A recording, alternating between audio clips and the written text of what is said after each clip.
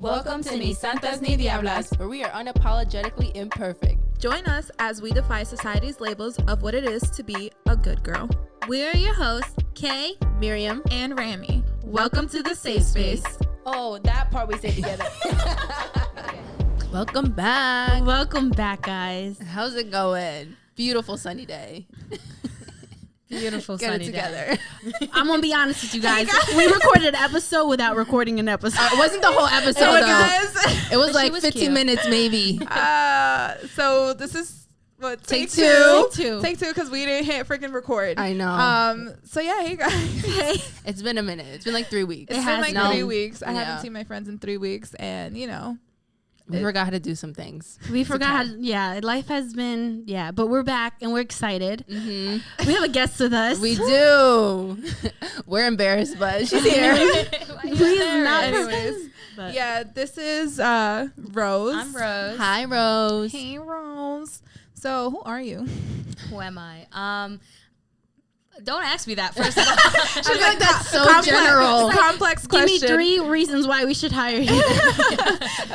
What are your best qualities? I was like, So- no. All right. I need a job. So- we know each other from high school. Yes. That's as far as I got. I'm 23. I'm Puerto Rican. I was born in Puerto Rico, but I moved to the Bronx with my family at a very young age. So I pretty much say that I was from New York in the first place. So I lived in the Bronx and I moved to Middletown, and that's how I got here. That's like every origin story here in Middletown. Yeah. Most people Yeah. who live here migrated from Manhattan or the Bronx. Or you're just cool enough to be here forever. Horton babies. That's embarrassing. Listen, Someone gotta do it. Listen, it took me a long time to admit I was born in Middletown because high school had me feeling weak. Right? I'm like, Right. damn, I got no street Like, where cred. you I just from? got the suburbs. I live here. No, whatever. but honestly, sometimes it's just easy. Like, I just be like, oh, I'm a valley girl. I'm not even from the city. Because, like, being from the city is, like, exhausting. Like, then they start asking questions and be like, oh, you know this, Where'd this, you and that. grow up? Yeah. Blah, blah, 125th blah. Street. That's all I know. That's Harlem.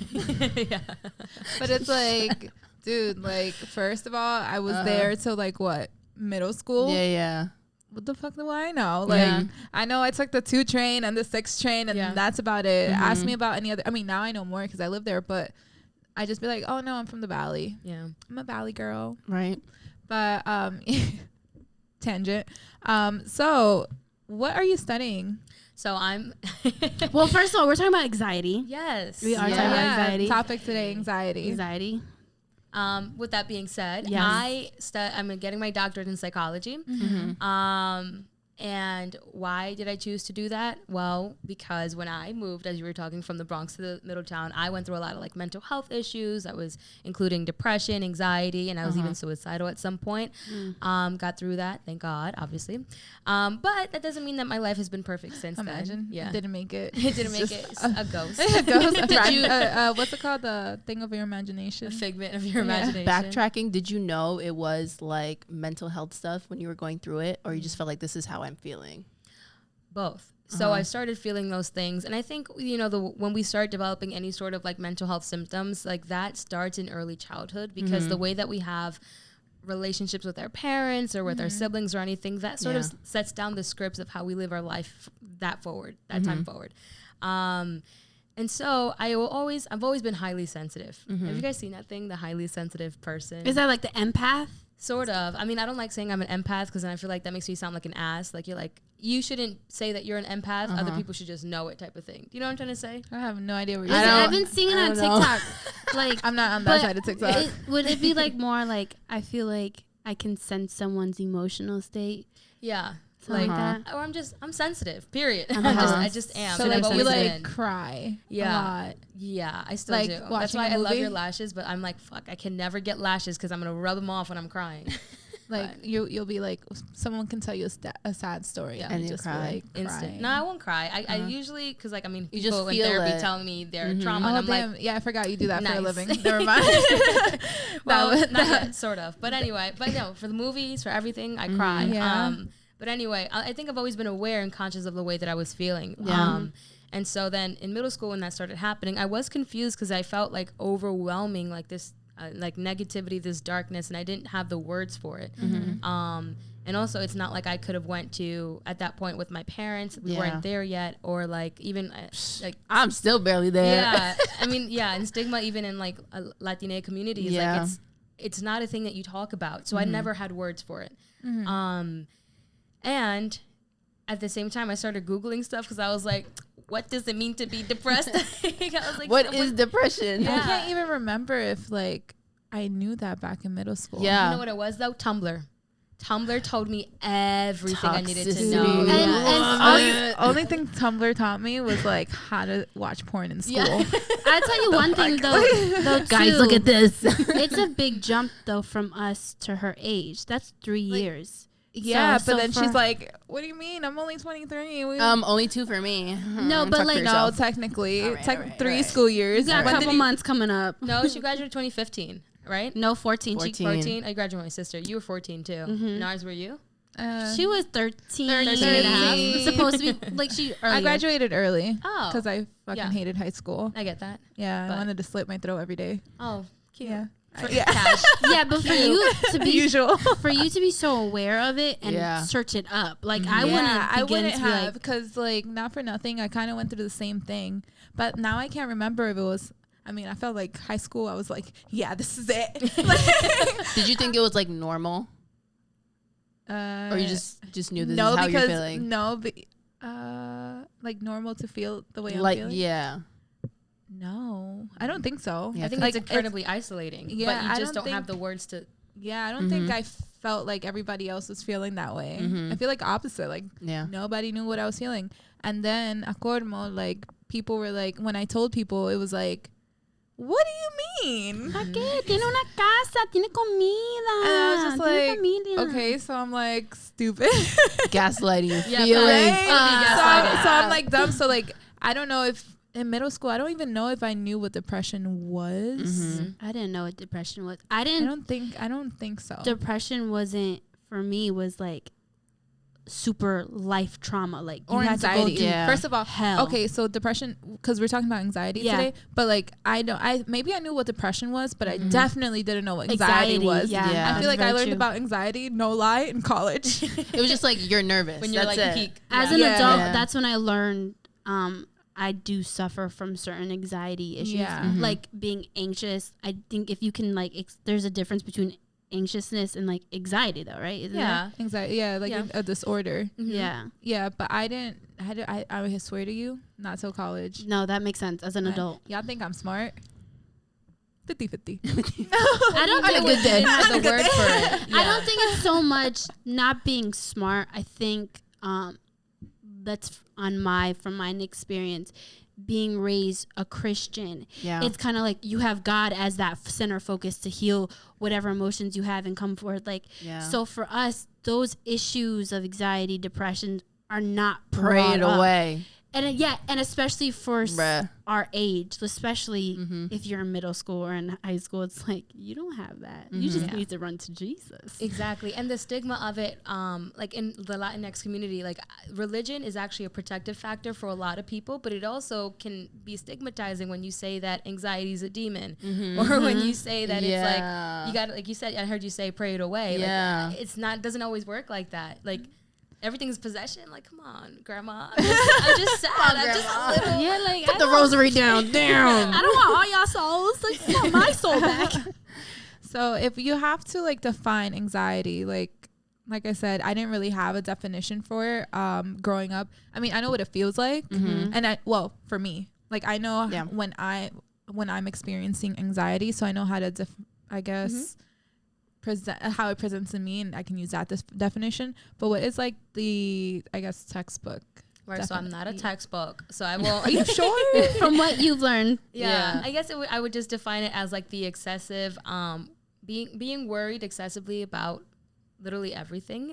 Would be more generalized, but overall, it's just like the body sensation and the mental aspect of like excessive worry about something that you cannot control. And how is like generally, like if you're seeing if let's say you're assessing someone or like you're looking at someone, what are some of the physical traits they would like exhibit if they were anxious? Yeah. So I said, I'm right now feeling very anxious. And for me, I know that I am because my heart has been racing since I got here. I've been sweating. I have a lot of excessive energy that I feel like I need to let go of, which is why I love dance. Side note. We could talk about that. I mean, do you need to break out in a little dance right now? Just let it go. Just to like TikTok break. Yeah. So that, and also just like the mental aspect, like feeling foggy brain, like they can't sit still, or they're super restless, or the opposite, feeling fatigued and they're super slowed down. Just a bunch of those things. And also when you talk to a person, if they're kind of like driving you through the roof and you're like, all right, slow down, we're going to get there, they're definitely anxious. Or if all of their concerns are something like a negative expectation of what might happen, that's anxiety. So yeah, that's how I would go about that. Is that how it usually presents? Oh, well, you already told us how it presents. Is that how it always presents with you? Anxiety, like with the... Nope. Okay, so it fluctuates, like it's different. Yeah. I mean, so just when you were mentioning that, I was like, anxiety is just an emotion, or it's not necessarily... Well, yes, fear is the emotion. Anxiety is the presentation of that emotion, which is fear. Yeah. And so for me, like... I can't say that every time I'm sad it looks the same way every time I'm anxious it doesn't look the same. Right now, because I'm like nerve sided, I'm excited to be here, so that's why I feel the more energetic part. But when I'm like thinking about my future and I'm like, fuck, I don't know what I'm doing in my life, that anxiety looks very internalized. Like it looks like this rattledness, but inside of me. That was a big word for Emil. Thinking about the future, that anxiety makes me like sad and like emotional and like crying, but like anxious, like I'm going somewhere and I'm nervous, like that's the hand sweating, that's the heart beating. Because your body then is mobilizing you to tackle the danger, whatever danger it is. You're just hanging out with friends.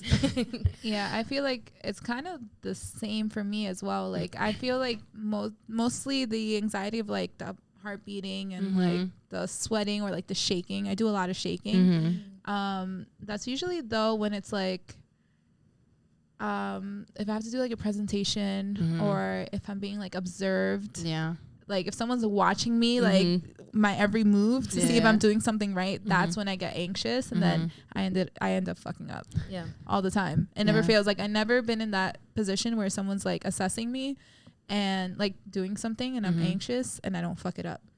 So I mean, obviously I have to work on that. But and then when I'm thinking, I don't really get anxious when I think about my future. I get excited. Like good anxiety. I don't know. I don't think it's anxiety at all, to be honest. Because I just excitement. I just get excited because like I like to plan. So I'm just like, oh my god, how about this? Oh, how about that? But maybe it's because I already went through that and I don't have to, like I'm talking about currently now. Maybe it's because I already have something stable. So it's just like, well, if it doesn't work out, it doesn't work out per se. But I can't say I was thinking the same thing when I wasn't, like when I was struggling, I was probably like you guys. You bring a good point too, because I think anxiety is like when you don't know what something's gonna happen, like when everything's like ambiguous or like you just don't know, that's your brain just goes on fire to make up the possible solutions, because we as humans love to problem solve. Like we want to know everything to the detail, and if it doesn't go my way, then fuck everybody. But anyway, that's me on the daily. I haven't been diagnosed because of the fear of the diagnosis, but I know I do suffer from anxiety disorder because I tend to analyze and worry about my fears and everything. Like I'm planning our podcast. I'm like, okay, we had our podcast this Friday. Okay, I have to think what I'm going to say. I'm going to think like how, like I'm worried weeks in advance, or going somewhere new. I'm the littlest things. I can see that when you go someplace new. I see that. In general, like facing a new day also gives me so much anxiety. Like for me, if you watch my podcast, our podcast, I'm literally always fidgeting with my hands because my heart is always racing. I do have some sensory issues, so I do have a blanket, and my mom, when she sees me going with my hands a lot, she goes, "What's going on?" I'm constantly moving. It's either I'm talking way too much, or I'm completely silent, or I'm completely distant, or I'm not making no eye contact, I'm not doing anything, or I'm scratching my head a lot. So I know it's also that fear of getting that diagnosis of like you have some sort of So let's talk about that. What is the fear? I mean, I have my own opinions about diagnosis as a whole, but what is your fear in getting, let's say, a formal diagnosis? My fear is I feeling like I'm a screw up. Like if I've gotten this earlier, I feel like could have been more progressed in life. Because I didn't realize I had anxiety being in elementary school. I remember even up to high school, I had my cousin order everything for me because the fear of having to go and talk to someone. I had to write out my order. I couldn't pay for anything. I would have $20, but I'm buying something for $4. And my fear was I would never have enough with that $20 and I wouldn't pay. I had like, can you go pay for me? Or like, growing up in church, they always wanted me to sing. If I had a special part and they told me 4 months in advance, I would be stressing out 4 months in advance. It could be the littlest things, like us going out for a birthday. That's why I'm so like with my outfits. Like, yeah, I know. I get so Let me get 10. I get so anxious, like can't return any. thinking about, and that's why like I do have a habit of like I want to do this, but the anxiety, my heart starts racing, like, and then I also have where I don't want to deal with it. I want to go to sleep. And the avoidance. And you know, one of the things that maintains anxiety is avoidance, because you never allow yourself to have that corrective experience. Like, hey, this actually may not be terrible like I thought it might be. It might actually work out. But it's interesting that in the topic of stigma, not only in like our community, but also just in general towards mental health. Like for me personally, like I have mixed opinion about diagnosis. So it's like, I think that we can acknowledge that diagnoses are helpful because they organize what you're experiencing. So if you have all these symptoms, like you asked me in the beginning, like what are the symptoms of just another one was like feeling keyed up or feeling on edge. Just wanted to include always that too. feel on edge. Yeah. So that's helpful to help us understand like how to categorize you, but that doesn't capture who you are as a person. Yeah. Right. And I think that's sort of like the fear that you have, that it's going to define you as a person of who you are. So you feel like a diagnosis can sometimes be like an anchor, like can hold someone back? I don't think it's going to hold someone back because I think people are have more power than that. But if someone allows that to control their and like how they perceive themselves, then that's something you can discuss, like for instance, in a session or anything. Yeah. But yeah. Yeah, because I've had people like my parents like control it. I'm like, I'm trying to. I physically can't control it. I've had relationships like. Have they told you how? No, Exactly. obviously. How's that helpful? So recently I went through something in my life, and my habit is when I'm feeling this way, I would go home and just completely go to sleep. But for the first time ever, I didn't go to sleep. I actually didn't go to my room. I actually socialized. It was the hardest thing I've ever had to do because it's like facing people, having to talk to people, not even having to talk to people, just like Being around them. having to exist in front of them was really hard for me. It was helpful, but I catch my days, certain days where I'm like, I'm just gonna go to sleep, or I'm just gonna go to my room. I'm just gonna. Because if you can silence it, then it won't bother you. Yes, but I'm trying so hard not, because there's always this saying like you can't go over it. You're gonna have to get through it somehow. So I'm trying to get through it, and like that's what I'm trying to like do as an adult, because it's the littlest things that cause me to have anxiety. Yeah, Like, I feel that. like. We've been doing this for how long, this podcast? I don't know. That's when we started. embarrassing. I don't know, like a year. When we do That's outlines, embarrassing. I even get anxiety having to do an outline because I'm like, oh my gosh, like what I'm gonna say, is it gonna make sense to our like, oh my god, is it gonna fit, like so something like that. So I didn't realize, like, because I was told it's like you're just nervous, you're being anxious, like, but it's something I've truly had my whole life. So I know it's not something that it came out of nowhere. Just as an adult, I realized, oh, that's anxiety. That's interesting. I've had that for a long time. That's great. For sure. What would you recommend to someone in Michaela's case who is like non-compliant? Yeah, I don't think she's non-compliant. I think she's nervous about being nervous. But like her not like I guess I don't want to say not getting help, but like Not looking for resources. yeah, like feeling like Damn, come for her. As I've gotten older, though, recently, I do learn there's two major things that do help me. One, which one I was afraid to do for most of my life, was singing.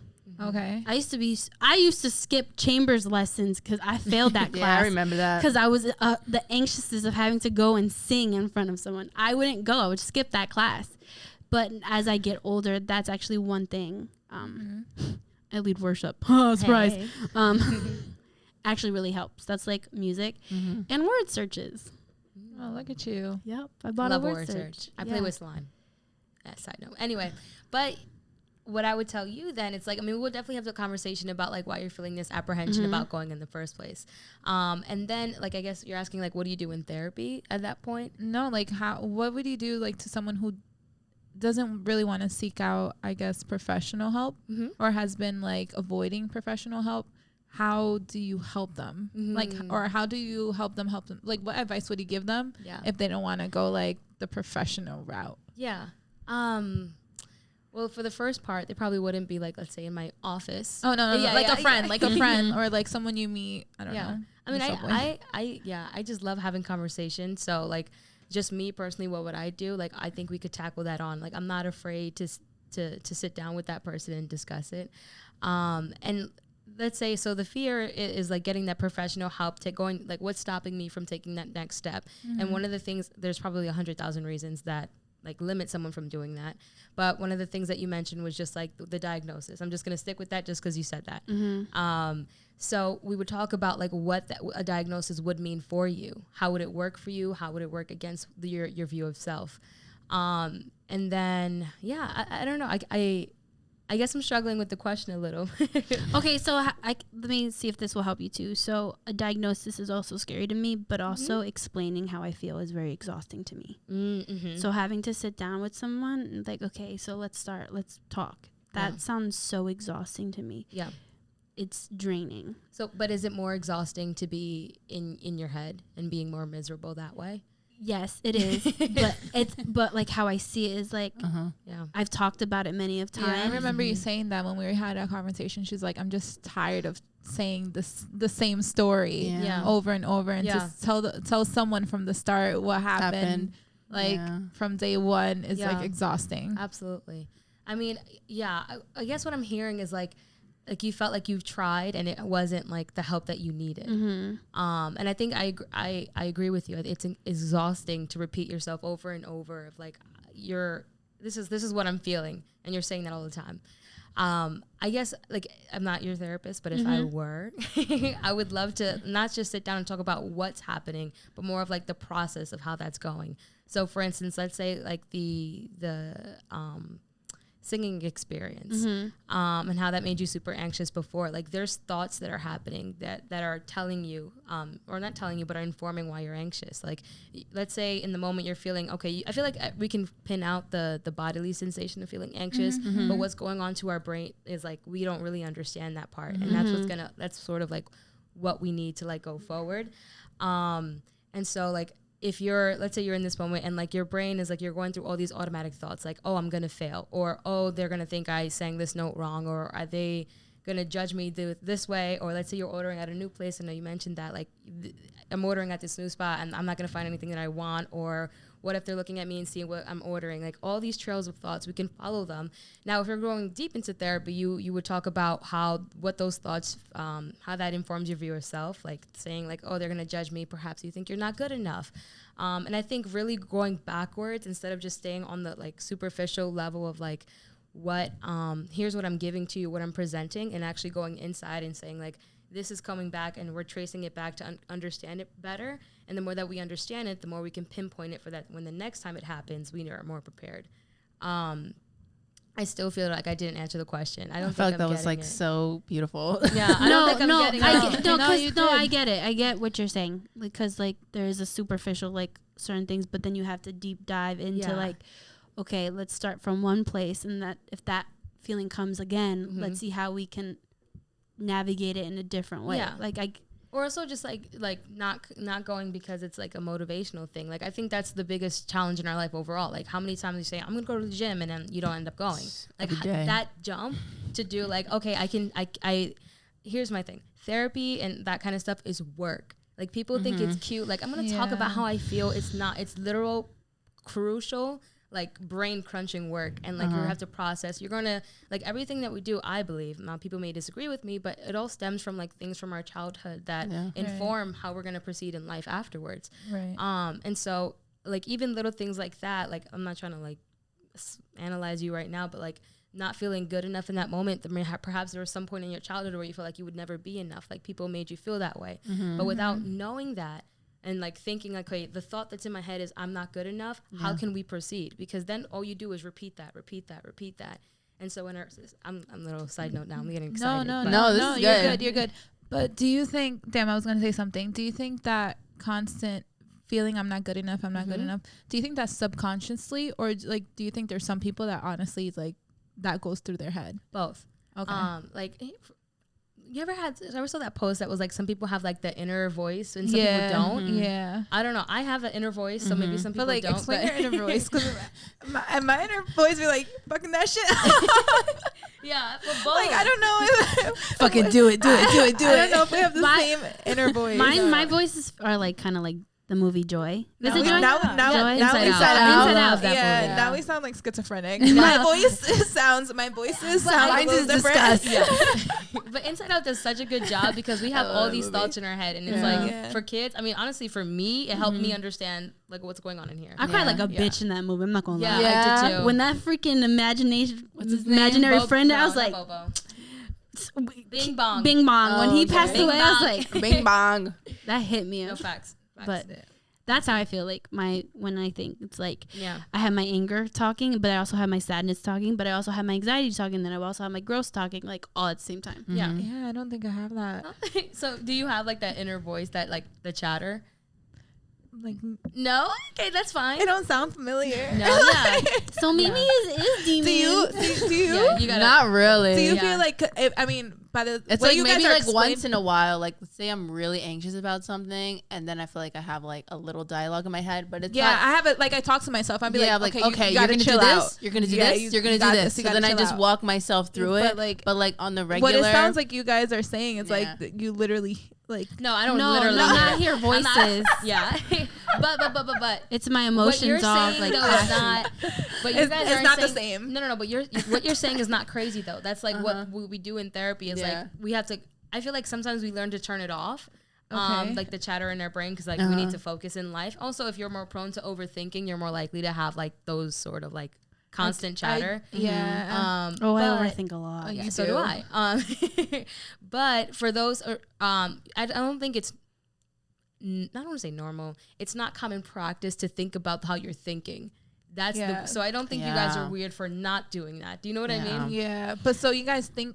What's I'm that just trying to like? What's comprehend that like? How you think? Like Serenity. Peace like that. So like you literally walk yourself through what you're thinking. Yeah, like even so, like I'm looking at you, and I heard you say, so you walk yourself. Whatever the fuck you said. And then as you're doing that, there's another thoughts that are happening in my brain, going like, oh, am I like super sweaty right now? Am I feeling this?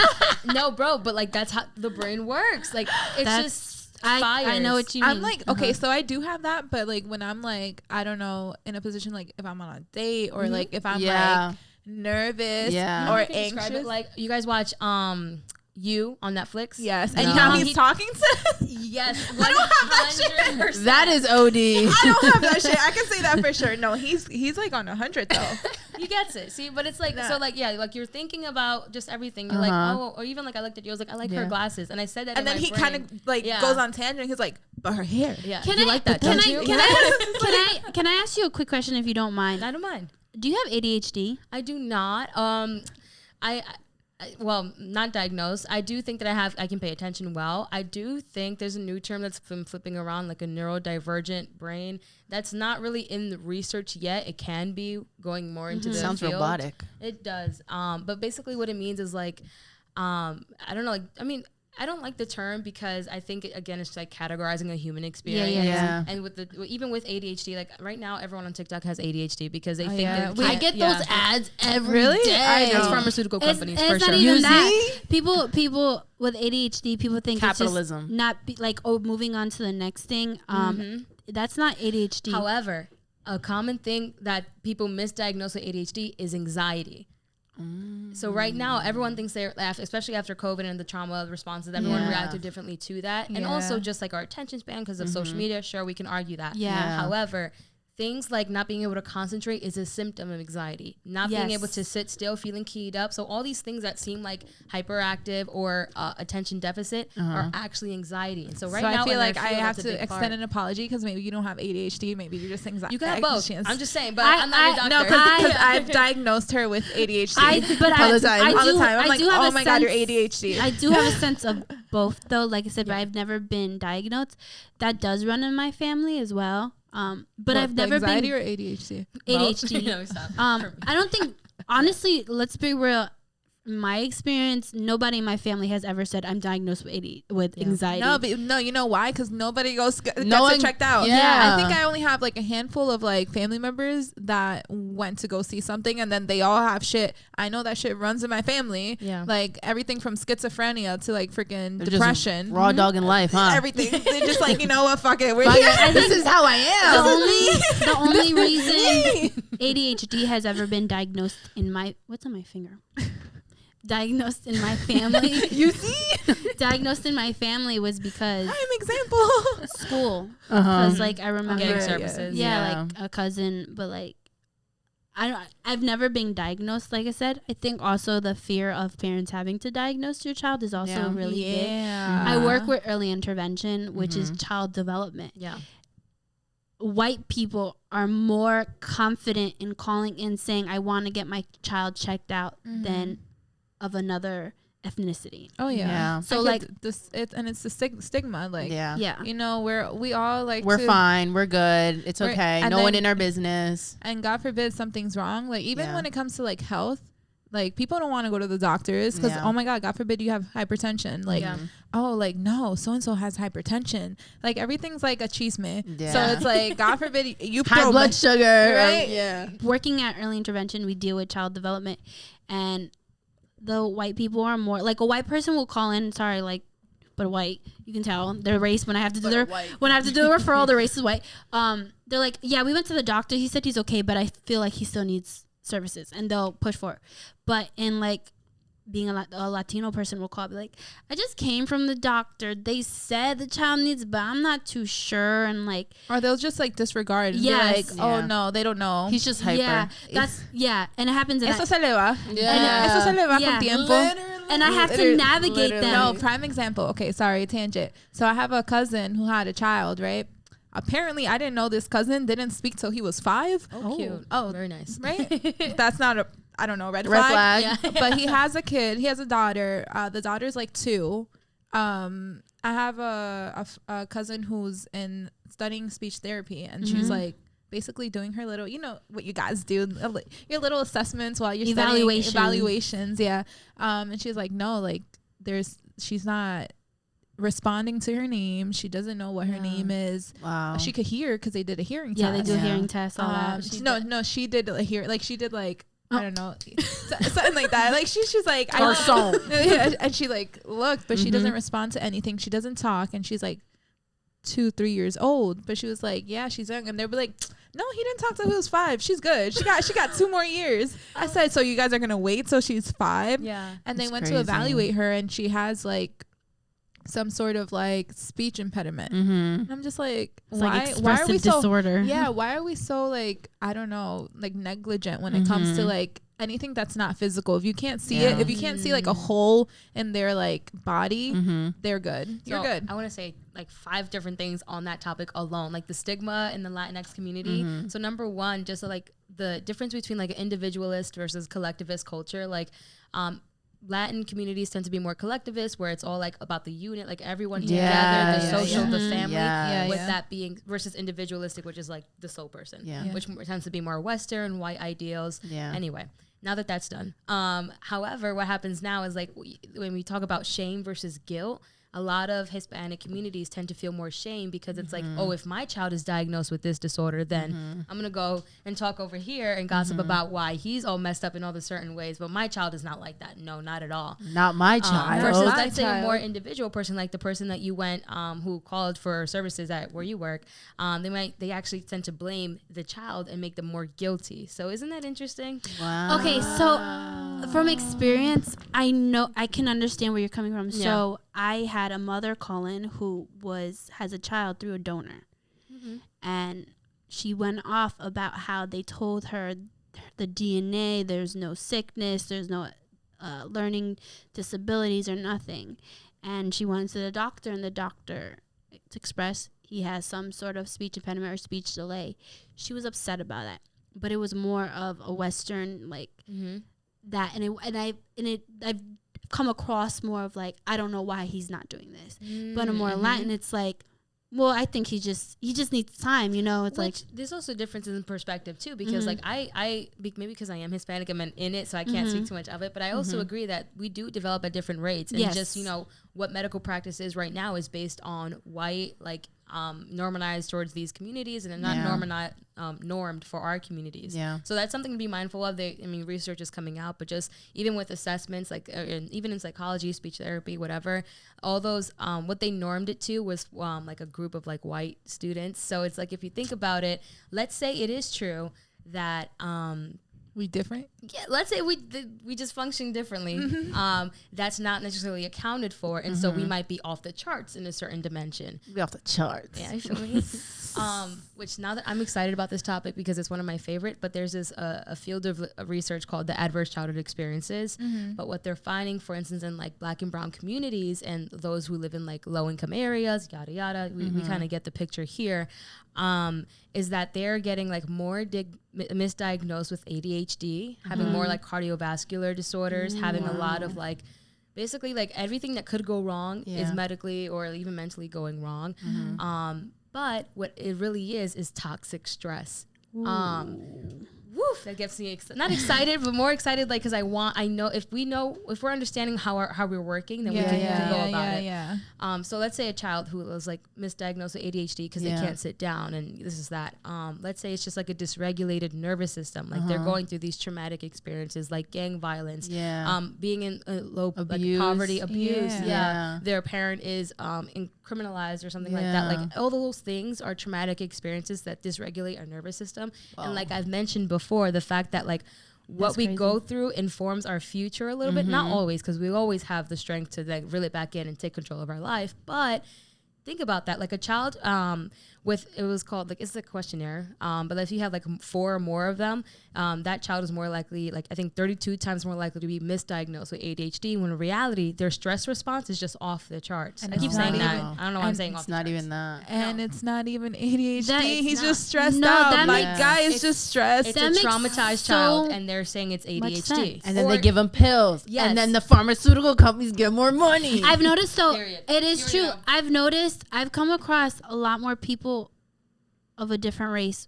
diagnosed with ADHD than of a white race. Really? I've come across that. Well, I mean, also if you think about like what a lot of teachers tend to deem as like bad behavior, or even just like in like biases of seeing like Black and brown students as misbehaving or not sitting still. Whereas in my experience, I've worked in classrooms as a teacher assistant. Black and brown students are the most well-behaved students above all of them. They're scared. Because they're scared. I'm trying to go home. That's different trauma. They're like, you talking to me? I speak. Yeah, but that's not my name. Yeah, but no, I know it's this stereotype, unfortunately, and it's a stereotype that unfortunately goes into our medical and mental health, and that's where we fall so short on those aspects, and it's time to like fix it. Yeah, you go. I was just gonna add on a little bit to that, and kind of go back to like the whole like Latinx community. And I feel like now with our generation, we're seeing more of that, which looking back, when I talk to my parents about it, like even my mom, like she's so ignorant about it. And she's like, ¿Qué depresión? Like literally she'll just like shoo it off. She's like, deja esa vaina, da, da, da, da. And like, she'll like judge, I don't know, other people that are telling her like, oh yeah, she was diagnosed with this and that. We put her on that. because I have a cousin who's like always going through it, and she's like, that ain't shit by her dog. Well, what you're describing, this is like more like it's called like Maslow's hierarchy of needs, which is like Psych 101. Like I feel like that's a common theme, but like I feel like a lot of our parents, as immigrants, as just going through their own like traumas, basic, it's like food, house, water, period. Yeah, why are you crying? And it's no one's business. Yeah. And then not for nothing, if they're fighting for survival, they have no time to focus about what they're thinking of because they're just on the fight. They're not like thinking. And so now when we talk about that, they've learned to suppress and avoid because it'll just bring it back up, and that stops them from like surviving. And so then don't say that because they're gonna go like, you're just weak. You just haven't been through nothing. Yeah. You see this? You see this? You see this? That's scar? depression. I walked 10 miles. Yeah. Oh my god. Their experiences are a little different from ours, you it know. is. Which is still valid, but at the same time it's invalidating because it's like just because you also like the intergenerational aspect of it, like I'm sorry, I'm gonna speak in the mic, but like from my mom, I know that she's trying to do better than her mom, who's trying to do better than her mom, and then we're trying to do better than our mom. And there's still a lot of flaws, but like when I was going through my stuff in middle school, like just being honest, sorry mom, like she just yelled at me, like, I don't understand, I do everything for you, this, that, and the third, you have everything in life, you never struggle. I'm just like, I don't know. Like I'm just like, this is too much for me. She didn't understand it because mental health conversations were never a thing in my house. They just, I mean, in many households, that's just why talk about it. That's weird. It's vulnerable and it makes me feel uncomfortable. I've yet to talk about mental health, and I've experienced like a lot of like you, like anxiety, depression, suicide, and I still we don't talk about it. Yeah, till this day we don't talk about it. It's crazy because my mom, I'm I can't speak. I'm bringing up the subject a little bit more, not like crazy, like let's talk about mental health, everybody. How do you feel? But there's certain things that my mom will talk about, that there's certain things in the house that she doesn't like for us to do because as a kid, it's like makes her anxious and stuff like that. She's triggered. And I was like, you're mentally ill too. No. You're the problem. You're the drama. Am I the drama? We're the drama. We're the drama. There's things where like right now our family's going through something right now, which like all families go through, and I've caught myself my mom doing things that I done during certain situations, and I'm like, I feel like I'm being a hypocrite, but I'm like, no, I need you to do this because I know what happens. Like it's gonna get worse. So it's not so much bring it up, but if I were to tell my mom, you're dealing from some trauma, I'm like, no, I'm not. Being anxious all the time, it's like, why are you anxious? Like, you don't have to worry. Leave it to God. Like, there's nothing to fear. Like, that's what I grew up with. Yeah. I'm like, I'm like, don't worry anything. Like, because I still feel it. And that was really big. And for me, as an adult, I think I struggle also hearing those words, just give it in God's hands. That bothers me. Oh, yeah. That pisses me off.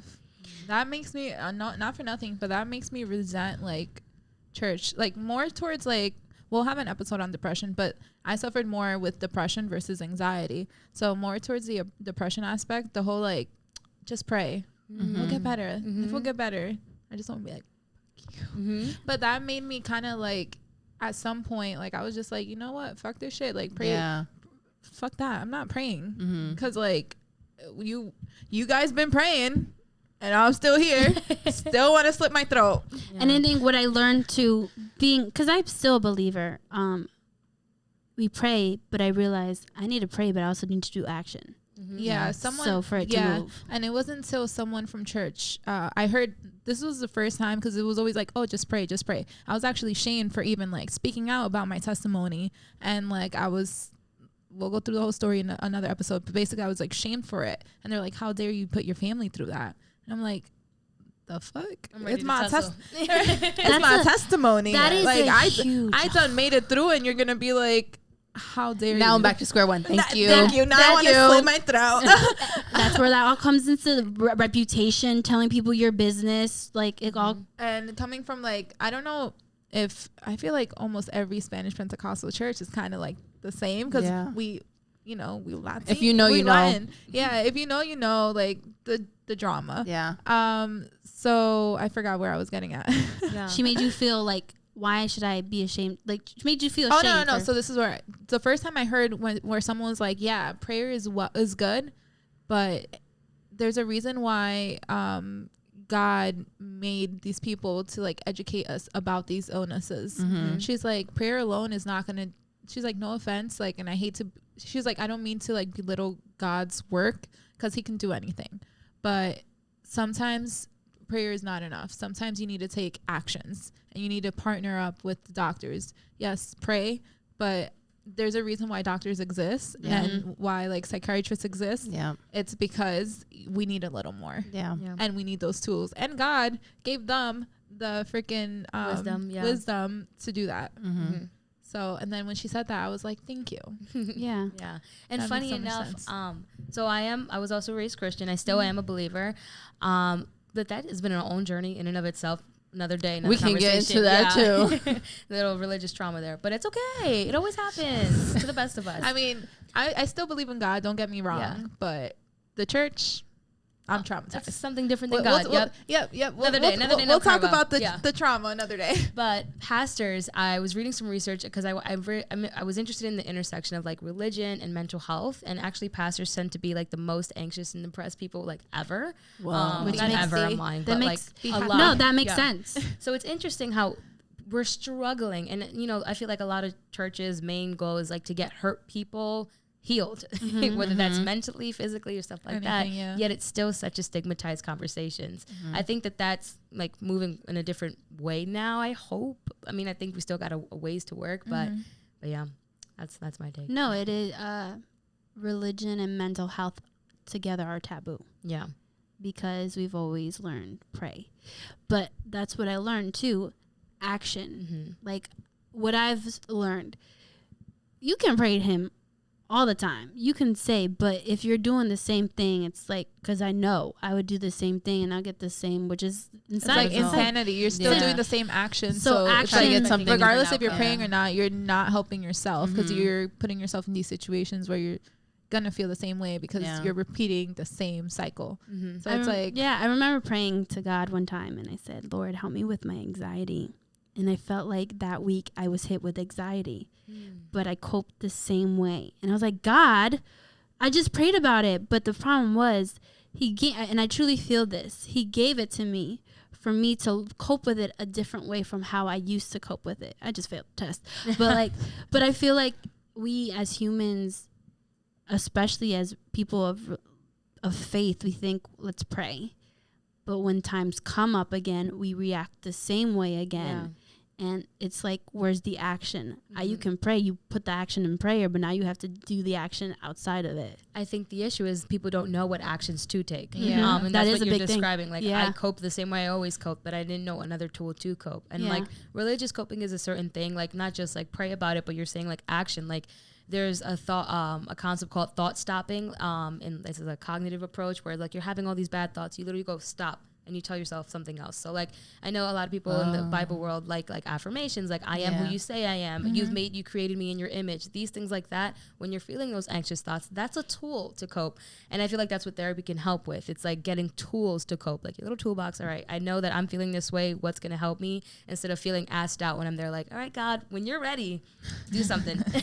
I'm waiting. I catch myself doing that because there's times I'll be in the car and I feel ridden with anxiety and I'm crying. But there's times where I'm like, wait, no, stop, not today. I do that. I literally tell myself, we're not doing that today.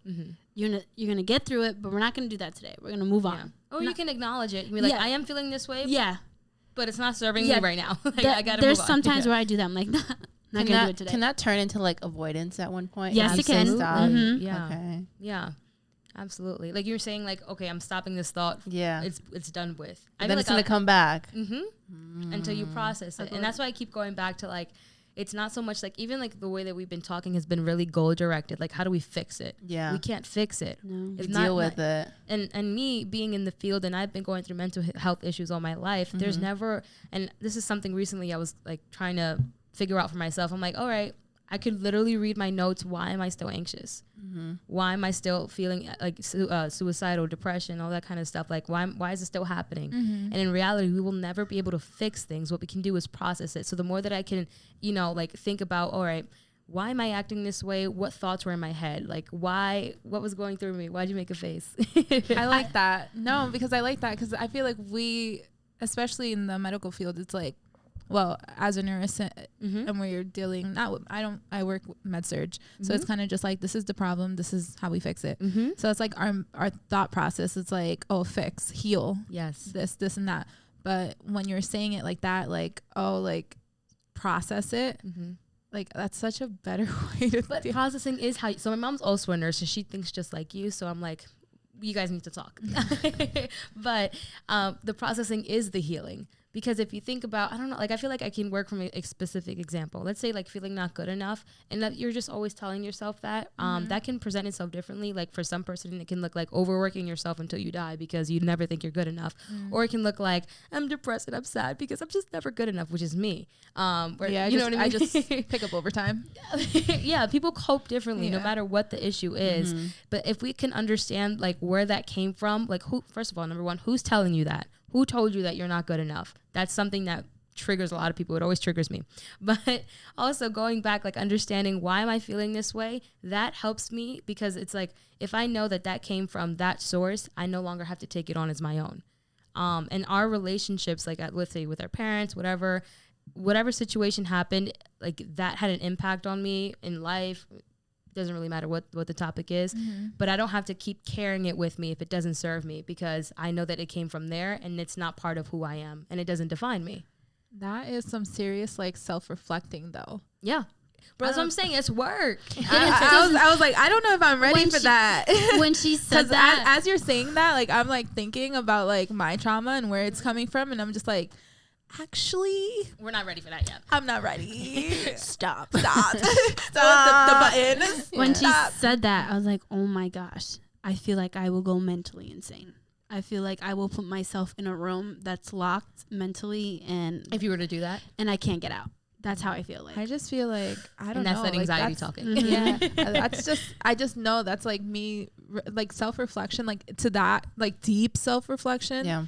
And then just, like, having, I don't know if you would have to have that conversation, because most of my trauma comes from my dad, and it's kind of just like, it sucks because he did everything for us, and then it's like, dude, you kind of fucked up. Yeah. But it's like, how do you tell your dad that shit? And then, like, kind of my mom for, like, you know, avoiding, like, she knew everything but she didn't do anything. Yeah. Whatever he says. Shit. Yeah, you know. So it's kind of just like, damn, but those are my parents and they holding it down now, and I kind of like them now. Yeah. Like, it's like, do I have to better myself? Well, both can exist at the same time. Yeah. Both are true. Both realities. It's not just like they sucked and they're great. They're kind of both. Yeah. The conversations I've had with my parents, I don't think they could both exist. No. Yeah. Because I feel like it's going to be like, how dare you? Yeah. Type shit. And I think we also say, coming from my experience, we say things are going to work out once I move out. I feel that. Yeah, you say that a lot. I'm like, I don't think so. I think of me in my room crying in my own place. Oh, like, what do you mean? Like, no, so with like your parents? like that's what I interpreted. Like, with, like, yeah, like parents are like bringing stuff up. Like, I always say, once I move out, that relationship will mend itself. Not that it's a broken one, but like, I feel that certain things won't trigger me once I move out. Like, certain things they will, and that's what, and I know it will. But like, for me, I'm like, once I move out, I'll be fine. I know. That's what I'm saying. Like, you use that excuse all the time. It's like, when I move out, it'll be fine. I just can't wait to move out, because then I don't have to worry about that. And it's not a bad relationship. I love my parents. It's just certain things, because certain things weren't handled at that time, are still under that rug that's lumpy. So I'm like, I'll be fine. The rug will be smoothed out by the time I move out. But it's not. It won't be. But then I think, but as I'm getting older, not older, like, I don't want to be feeling this way. I'm like starting to have these conversations. Yeah, like, so recently that's starting to have a conversation, something that I've never expressed to them that I felt should have been expressed from them or from myself. I finally expressed it for the first time ever to my mom. Proud of you. Go you. And it was like crazy, because I never said it. I always felt it, but I said it to other people, like, I don't know why they, never acknowledged this. Like, this is something you should have acknowledged and asked me about. But for the first time ever, I said it.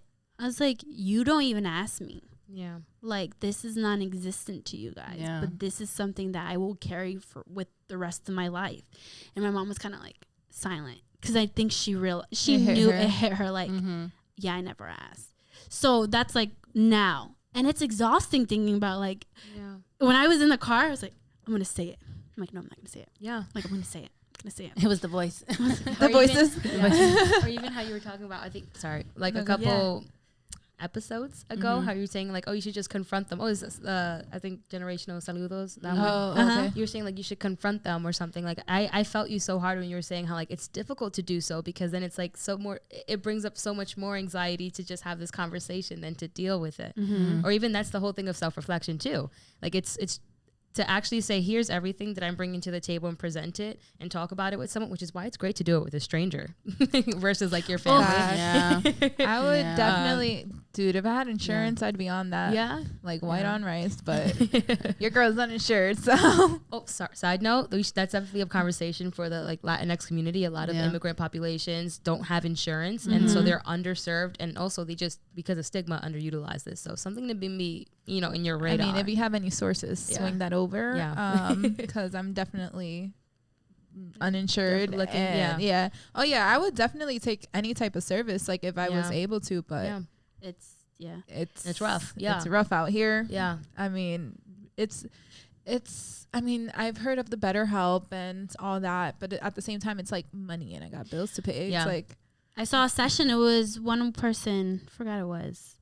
It's like almost $150. That, and I feel so conflicted about this because obviously that's like my check, right?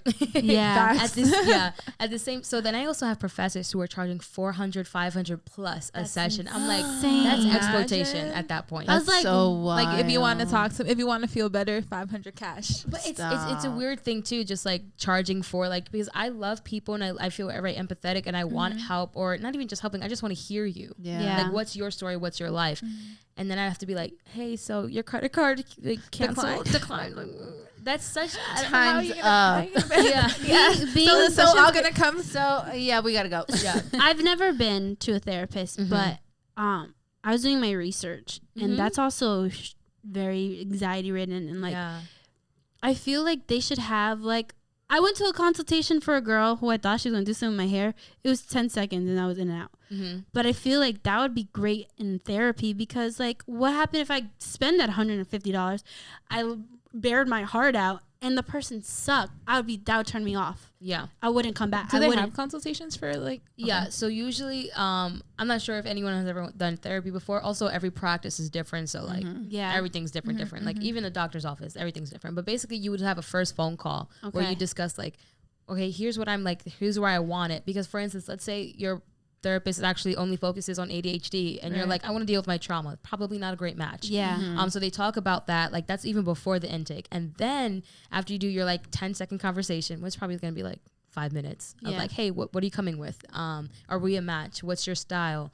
There are questions that you can prepare yourself and ask them too before you go and spend $150, whatever. I don't think you should, but try to get anything you can.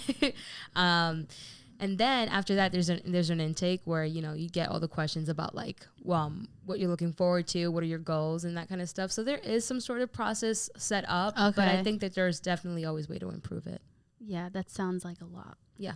So we basically discussed, and it's funny because on our, what's it called? On our outline, I put treatment/management, and then you basically just told us there's you know what I mean? There's only a way you can process and manage it. Well, no, there's treatment. I just like medical treatment, you would say, versus okay. Well, I mean, I'm also like, these are also my own opinions that I'm putting out there as well. Yeah. That's what we want. That's why you here. Yeah. So what would be like one, like, I don't know, medical treatments, like, per se? Yeah, so for specific to anxiety, because medical treatments can range for every other disorder. Yeah. But specific for anxiety, there's SSRIs, which are serotonin reuptake inhibitors, some shit like that. And what that does, I know you said to do the mechanism of it, but what that does is basically like when you're feeling anxious, you likely have low serotonin, which is a hormone in your brain, in your body overall. And what that does is that it blocks. So let's say it's like a leaky faucet of serotonin going through your neurons. And then if that's blocked, it allows it to reuptake. And so that you get more load so that when it fires, you're like, all right, I'm getting a good amount of serotonin, not just a leaky faucet of serotonin. And serotonin is the feel good. Yeah, it's the feel good hormone, which also diet is a big thing. And now there's no, my words, new research in how serotonin is also produced in your stomach. So what I gotta eat, Rose? What do I gotta eat? I don't know because I'm still struggling. I learned that in nursing school that they said it's the second brain. Yeah. Whoa. The gut. Yeah. Get out. It's that kind of makes sense though. That makes a lot of sense to me thinking about it. Oh, trust me, I work in it. I've only worked like in GI, so it's like. So you know all about it, but girl, it's the second brain for sure. Yeah. But I remember vaguely learning about how like the SSRIs, I think they were just like digging into that and how it's like can be produced in the intestines or something. So that was crazy. I'm just like, the intestines. Wow. Well, yeah, the GI tract. Like that's true. So speaking of being on those medicines, though, opinions. Do you think you should also go on therapy? Because can you become like so hand in hand? That could be your crutch all the time? So I liked how you use crutch and not dependent, because technically on the label these drugs are not like, they don't cause overdependence. I have opinions. Because I have opinions too. I do. Okay, so here's what I feel about SSRIs in general towards anxiety, just because I know that there's like, for instance, if someone's actively going through a psychotic episode, they may need something to like, not SSRI, but they may need like I don't know, like some other medications to help them out. Yeah. But I'm talking specific about anxiety. So, because, you know, it's a different topic. But anyway, I think that what happens, and I've seen it, is that a lot of people go to a psychiatrist. They have a 20-second consultation, if you want to use it like that. And they say, oh, yeah, sounds like anxiety. Here's a medication. This person then goes home, takes their medicine because they're a good patient. They're compliant. They're complying, right? They take their medication. Nothing changes other than they're just like suppressing it. For instance, you know how we talked about like the tools to cope and changing the way that you think. They go home and then they're just like, oh yeah, I feel okay. Like I'm not like actively. So I guess it can help with that, like the bodily sensations of feeling anxious, but your thoughts are still going haywire. You learn nothing. And so and also in the research, it is proven that the best treatment for like anxiety overall, it can be a combination of medication and therapy, but not alone. Like a lot of people right now just get the medication, like antidepressants, SSRIs, whatever the case may be, and leave it at that. And they don't really heal. They fix, but not heal. And I think that that's the difference that I feel opinions about. But yeah. Because I can't think of a medication healing your thought process. Yeah. That to me doesn't go hand, like, physically I can feel that way, but my mind always beats how I'm going to feel. I also think it can limit someone's autonomy. Like I think in anxiety, it's explained there's two things that happen. Number one, you overestimate the likelihood of like your feared outcome happening, but you also underestimate your ability to manage that. So let's say the feared happens. Let's say everything goes to shit and it all goes wrong. You still have the ability to conquer that. And I think when you give someone a medicine and not that like encouragement and the strength that they already have within them, because they're going to you, there's a little bit of hope. They can see a future. You have to build that up. So I feel like sometimes when you just suppress it without giving them the choice to grow, I don't know. That's like not a good cocktail. It's not like useful or productive. Though there's some people who the other side of it is that the people who do benefit from having SSRIs, like it definitely helps them with their day to day. But I think it could never be alone. And that's my spiel. Is it only SSRIs or are there other medications? There's others for again specific to anxiety. Like they may prescribe benzodiazepines. That's not really recommended practice because those are more like it's like stronger but more short term, and it's like highly addictive as well. Extremely, like especially with those like with sensitivities to opium and stuff like that. And that one's more of like someone's actively having, let's say, like a panic attack or like have very often panic attacks. They may be prescribed that because it's like... Yeah, we use a lot of benzo and diazepines in the hospital because we kind of just want to chill you guys out. It's like, all right, here's some Ativan. Like, relax. We're here just to vibe. Chill out. PRN order. Yeah, you're anxious. Yeah. Push that Ativan. And the other one is SNRI. So it's not serotonin. Selective norepinephrine reuptake inhibitor. So in our body, norepinephrine is like the fight or flight adrenaline type of thing. So ironically, whether that's like high or low, it kind of just helps. So good to know. Yeah. So good talk. No, it's eye opening. Yeah, it's eye opening because like I would feel the same way. Like medication but no action. Which is sort of the theme we're talking about today. Yeah. You had to. Because for me, I'd be like, yeah, they help. I get my serotonin's up there, but my mind is still like, think about it. So like I would agree on that for myself personally, knowing how I react to certain things. Yep. So what have you taken from this whole episode? I have a lot of anxiety. That's it. No. She said, I got one thing and one thing only. No, anxious. that honestly, that I'm not alone. Yeah. And that there is coping. Because like I half the time feel like I'm crazy. Like that's genuine. Like absolutely. That I'm over emotional, that like I'm a baby. Like that's how I feel like sometimes. But people do go through it or are dealing with it. So it's more like, okay, it's not so much you're a baby. It's just that you just have to learn and have to find those resources. Yeah. So what are some basic, like, I guess, you know, ABCs when it comes to coping mechanisms that you would recommend for everybody? Like kind of just like tools that are like just basic tools Yeah, to help you like out in like process. the moment. yeah. Pray. Yeah, pray all the way. Amen.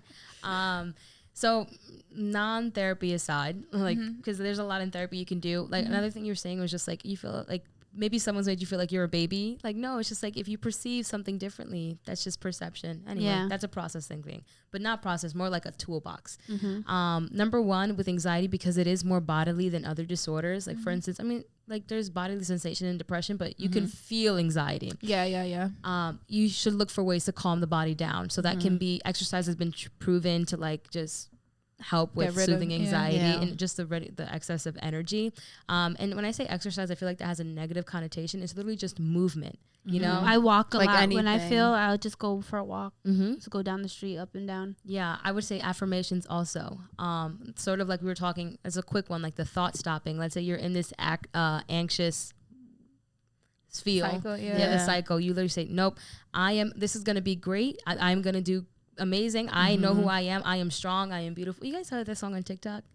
I am woman. I love that song. I'm thinking about DJ Khaled. You're smart. You're loyal. And I'm here thinking about that one movie. It's like, you are smart and you you are important.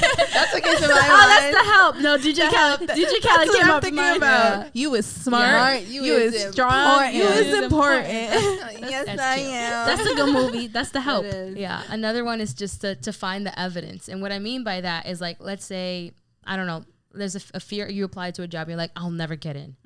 What's the evidence? Well, find it that you won't get in. Sure, why not? She said, bring the receipts. No, but like think about it. If I'm saying, okay, here's my super feared outcome that I'm overestimating, I'm not going to get in. There's no chance. Yeah. What's the evidence? Well, actually, I have a great resume that you know I have all these accolades. Yes. Girl, my English. I think it's You could tell me anything. I'll be like, accolades. That sounds right. That sounds good to me. I want those. Yeah, and also, I mean, you can go ahead and entertain the fear and say like, here's the evidence that I won't get accepted because this doesn't correlate with what they're looking for. But then that's just still a more balanced approach. Like another thing for me is I don't like the toxic positivity where it's like everything's great. Everything's gonna be okay. You're gonna make it. You're definitely gonna get This I'd be toxic this too sometimes. shall pass. Yeah, this too shall me. pass. It's fine. Everything's fine. You're gonna be amazing. But just for like the quick tool though, just as much as we entertain the negative of everything's gonna go wrong, the other possibility of reality is that everything will go right. And so just to have that more balanced approach, saying there's multiple, this can go many ways rather than this is only gonna go this way.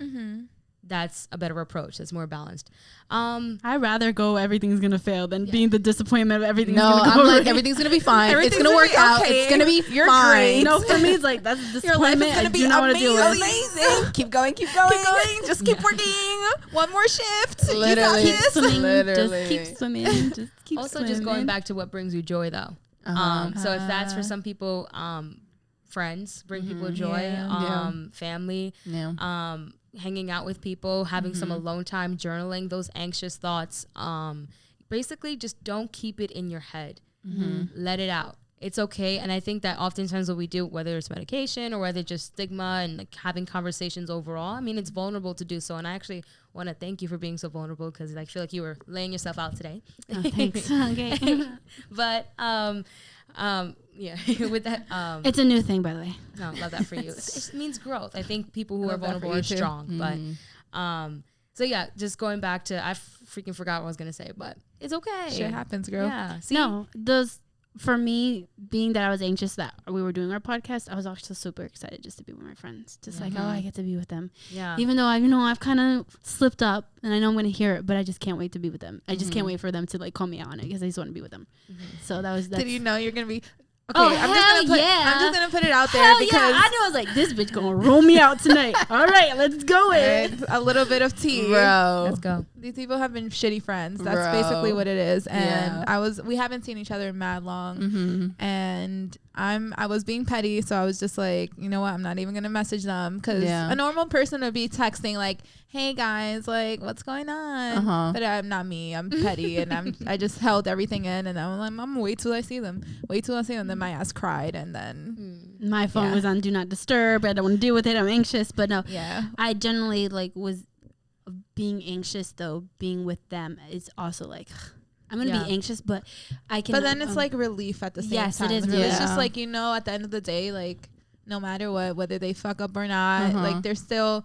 I don't think they do, and I think we have to realize this is like has intentional. nothing to. This has nothing to do with the episode, Yeah, but no. like Love to talk. I just know that it's nothing they do is intentional because they're not bad people, and if they were, I wouldn't be around them. So it's kind of just like calling them out on their shit, and it's like, dude, you guys been fucked up. And I feel like I needed to hear that because it's like I don't need like you said, it's unintentional, but it's just like even like I need to hear that so I can better myself because just being stagnant in a friendship, like you're not growing. Exactly. There's nothing.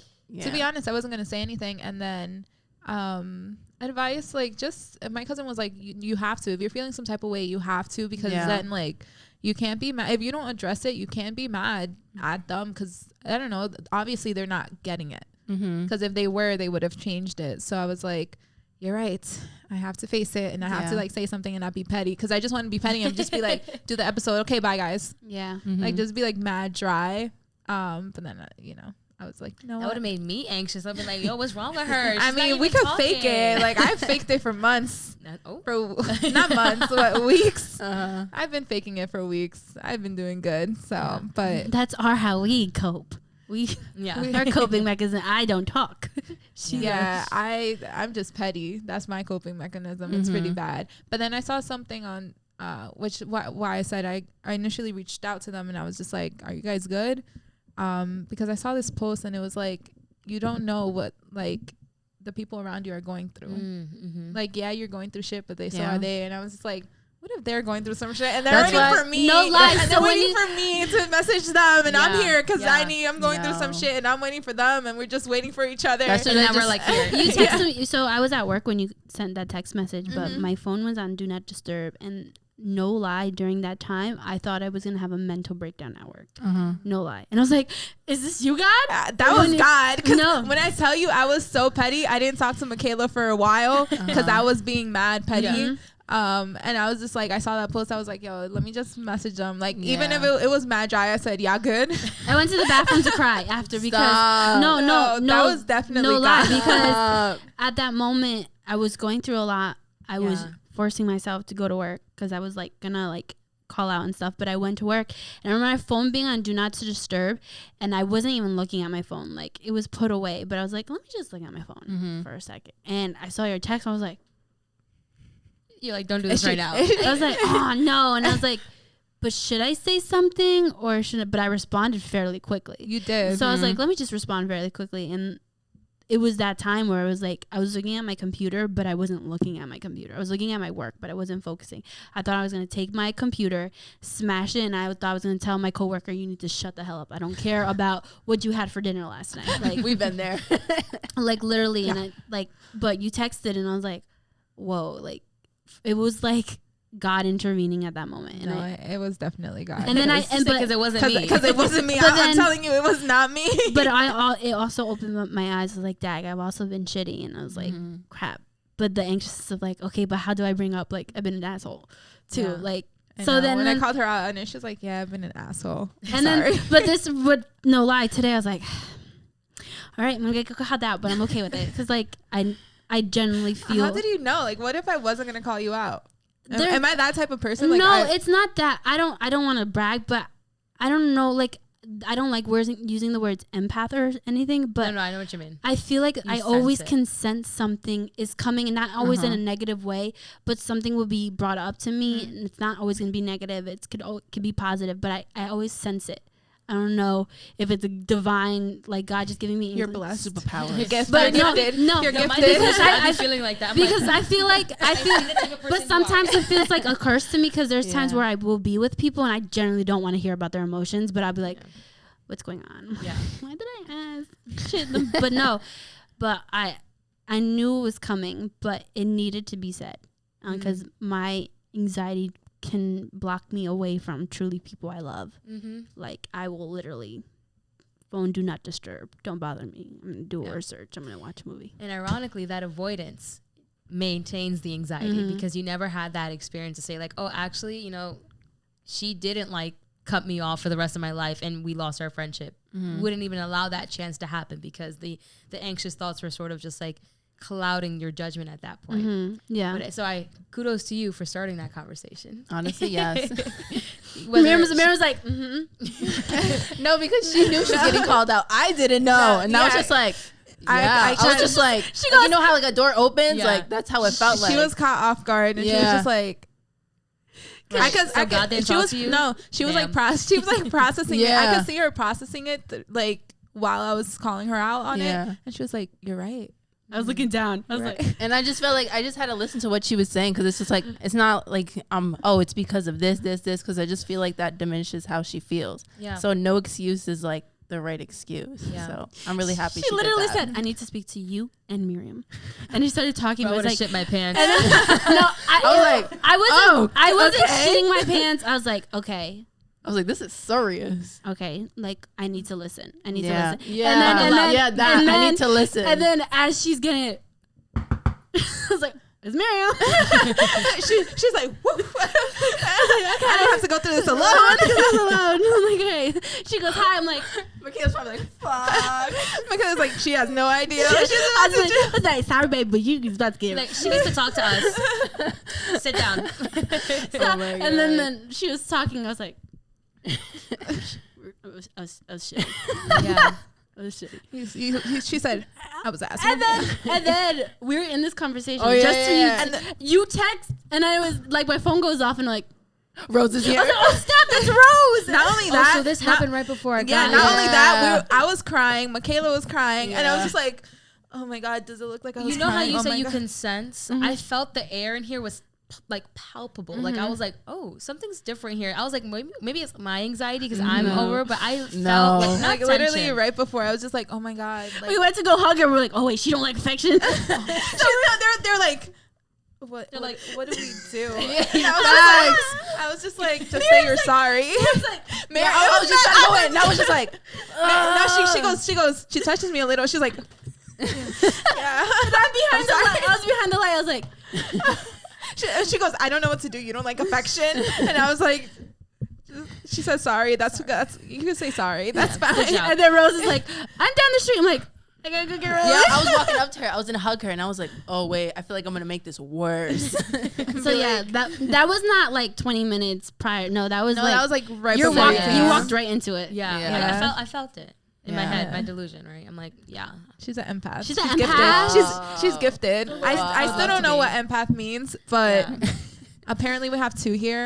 That's what it's. I don't call myself that, but it's like literally. I guess you. Sense. What is it? The girls who get it, and the girls who don't, and I don't get it. You're not on the roster. Apparently, because I didn't even know. I'll be like, what's up? You're fucked. I'll be like, what? I know. I just think honestly, I wouldn't even call it empath. I think people who wear their hearts on their sleeve more are more prone to sense people's feelings. See, but I was told by my uncle that I wear my heart on my sleeve, and I was like, "Do you even know me?" Like, maybe he doesn't. No, he couldn't know because more than him. I don't know. I don't know, or maybe he knows how. Maybe he's an empath. No, because he was like, I was telling him about updating him on my life and everything. He was like, "Oh yeah, I already knew all this." I was like, "How?" Like I was telling him. Maybe that you're more open to him. No, like opened, like you spoke about it. He said based on like your actions. He's like, I read people, and like I could read people, and like all that you're telling me how you were feeling before, like I already knew you were feeling like that. Like he's an that TikTok term, but it's he's just more. What it is, I think you're more conscious of how people are feeling without having to say it. Yeah. Like there's a, I don't like to say the word either. I hate that word vibe, but there's just I love a vibe. It's a kind of vibe. Yeah. So, but no. Sorry. But yeah, do you guys think I wear my heart on my sleeve? Because I feel like I'm very like. No, I don't think you wear your heart. I think you're very. She does. I wear my heart. My shit is all out. Shit is exposed. Right there. Yeah. I don't feel like.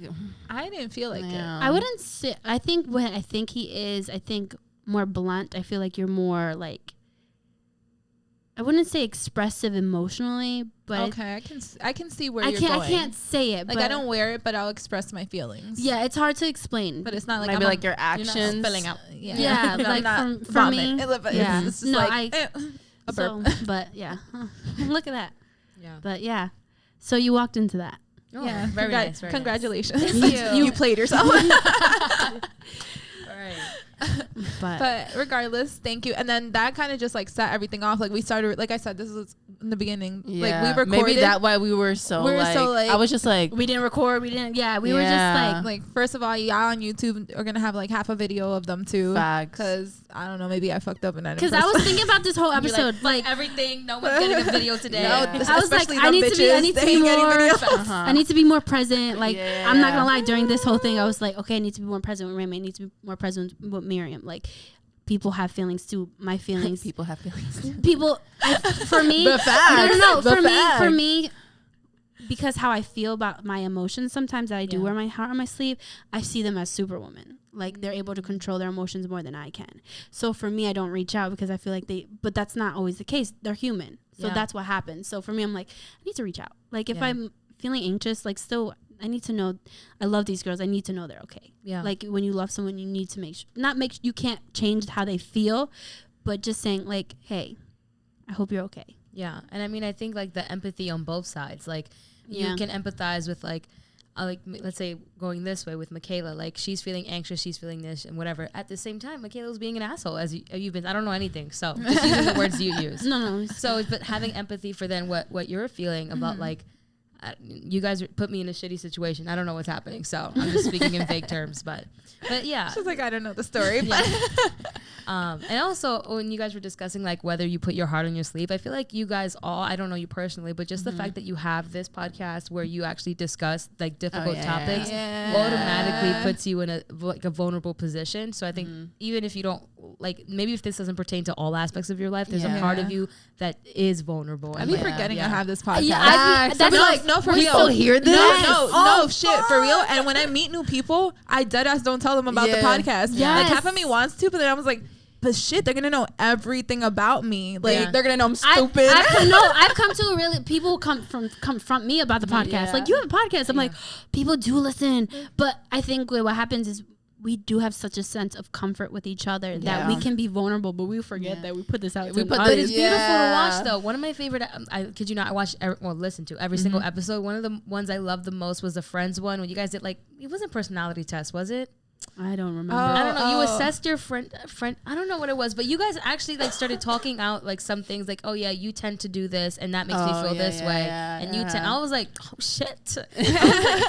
Me being nosy, I'm there like, oh. We do that like, I feel like every quarter. Yeah. But it's so like necessary. every couple of months we're like, because some shit happens. And it's like, dude, like we gotta reassess this. We take turns. Like, yeah. Sometimes I'm the problem, she's the problem, she's the problem. So we just take turns quarterly. You know, who's the problem this time? Yeah, who's the drama? Yeah, who's the drama? But it also shows how healthy your friendship is though. I mean, even if at times it feels sucky, like the mountains and the valleys, it's like just the fact that you don't like you can actually walk through that problem and not just dump it and let it go, and our friendship is over. No, and especially nowadays, like it's so easy to like ghost and cut people off. Yes. I don't got a lot of friends. This is the only ones I got. Because like, y'all not going nowhere. My anxiety could not let me get new friends. I cannot lose these ones.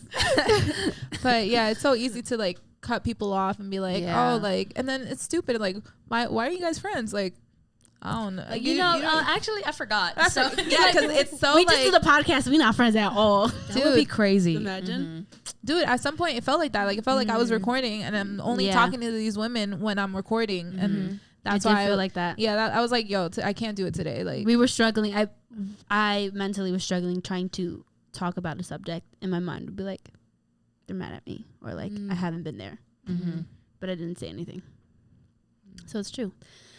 It's yeah, we go through shit too, you know. It's we're just like everyone. We're literally a normal ass like friendship. We're not like superheroes. We fuck up all the time. I didn't go to Six Flags during your quinceañera. You're gonna bring that shit up?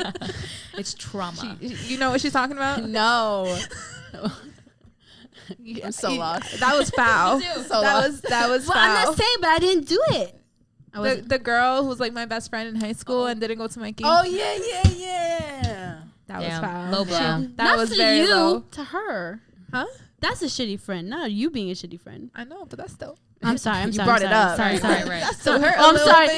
She didn't go through it. She went around it. You know, I hope she don't listen to this podcast because if she does, she's about to tell us. She's like, "You've been talking all this shit all about me." I would be like, "You want to be a guest?" Oh my god, that would be so. Oh, good. that'd be crazy. Someone we hate God. or hates us, and we talk to them. Nobody hates me. I have one person right now who said, Actually, I do have someone who hates me because I was blocked for the first time. Oh. Yeah, that's so weird. And then I call this person every day to say, I hope this person like answers the phone, and I hope he listens to this podcast. Hope he answers his phone. I'm just like, pussy. I want to tussle. Yeah. So someone hates you? Me? Yeah, someone hates me. I think that same person hates me because he called me a hater. So. That person definitely hates you. Definitely hates me. But I take that as a compliment. I don't think he hates me. Fuel. I don't think he hates me. I think but he's just saying it right now. But if I had a conversation with him right now, I think I'll be flipping this table like Jesus in church. Jesus flipped the table? Yes, he did. He did because he was angry. Because they was conning people in the church. And plotting. What chapter this is? Because I need to tune in. I forgot, but basically, I like that drama. They were selling. They were just trying to get money in the church, or like the houses, and he was upset and he flipped. You're not about to do this in my father's house because I pop off. But I'm not that holy. I just pop off. But it's interesting just like being like listening to you guys speak, and also like it's weird because you guys don't know me, right? And I almost feel like I do know you, and I don't know you. But you know what I'm trying to say? Yeah. Are you Aquarius? I know you. Yeah, I'm not. That's what people be doing to me all the time. Okay. Like, you're Aquarius. I know how you are. I'm like, yeah. okay. I'm like, all right, you're trying to read me. But I just wanted to defend Michaela for the one time where y'all came for her for being a believer. And I love Justin Bieber. You know his concert was tonight. Oh, like recently. You're still a believer? Yes, I am a believer. His concert was tonight in Brooklyn. And I didn't win them tickets again. But I can't defend her for not liking Bad Bunny. I think that's right. You saw that was crazy, right? I literally was like, let me turn this off. Actually, I did listen to this album. I kind of enjoyed this album. Give it a second now try. You enjoyed it. Now she listens to it. I listened to it, but like, I know the first time she didn't listen to it. Like, she probably heard it. The other albums, she didn't albums, listen the to other it. albums, I'm not a fan. I'm not a fan. It's just like kind of like, ugh. Can you? But you don't gotta say all that. You could just like, you just be like, ignore the. Just be quiet. You know, just be like this. I knew I was gonna get hate for it. No, but you definitely have to give it a second try because the first time I listened to it, I think a part of me is a hater because like when people like something too much, I want to like ill. You're one of those. Like when I'm like Chick-fil-A, for instance, everyone loves it. I'm just like overrated. Or in middle school, like One Direction, I hated them. Oh, I wasn't a One Directioner. I liked One Direction. And yeah, when people like we loved boy bands. We loved boy bands. We love boy bands that people don't even know I about. like the Jonas Brothers, but that was I love the Jonas Brothers too. Vines, trying times. Yeah, I went to go see them in concert. I met them. Too, you didn't first take concert. me. I didn't know you at the time. Damn. What? Yeah. When was this? 6th grade. Yeah, I met you in 7th grade. Yeah. So, look at that. I had a Cole shirt that had a vest already sewed into. See, I knew I was already like a little crazy when I went to a Jonas Brothers concert instead of crying when he was saying, what was it, the song? The Nick Jonas sings. When you look me in the eye. No, that was beautiful. When he was diagnosed with diabetes. That's the diabetes song. What song was that? When I heard he had diabetes, I thought he was going to die. Doctor said I had a little bit longer and I'll be fine. Bro, I was sobbing. I was like, mourning his you death. thought he was going to die? Yeah, I was like, R.I.P. Everyone was mourning this poor guy's death. He's like, It's hereditary. And he's like drinking guy Diet is- Coke, like I'm vibing. This guy has a whole He's kid. gonna married. die. He's chilling. Wow. Yeah. He's chilling. Y'all crying That's for so him. funny. Yeah. I never cried though. I was No? sobbing at the I can't concert with my cry. sign. I was upset because I couldn't hear them. Oh. Where were you? It was in Albany. It was in one of the big The like, egg. and they were all yelling. I was like, I'm trying to hear them. Like, please be What quiet. seat you got? I was close. We got like right before hitting the floor seating, like that first row. Oh, damn. Yeah, so I saw them like, you got money. I was in nosebleeds because I won the ticket. My mom won them. Oh. So yeah. That's nice. Well, Rose, thank you for coming. Thank you. Yes, thank Thanks you. for coming. You'll be back for depression. Actually, Depression. and suicide. I'm more excited to talk about depression. Oh, hell yeah. Depression's going to be like 3-part episode. 'cause Check I- me in. Oh wait, know wait. that. I have 2 more tips that I wanted to say and I forgot to. Number 1, gratitude. To contour anxious thoughts. When you appreciate what you've been given instead of like fearing what may come helps. Oh. And the other one was I don't know. Hold on. yeah. Because that low key sounds like my father saying, "Be grateful for what you got." No, okay, have you ever seen Big Mouth on Netflix? Yeah. Okay, you know like the anxiety bug, Yeah. and then the gratitude. Ah. Sort of what was happening there was like the okay, example. Okay. And then the other one is just letting thoughts fly. Like if you're driving the bus and there's an angry passenger type of thing, that's your thought. Just let them be angry. You don't have to entertain them. Yeah, don't give power to your thoughts.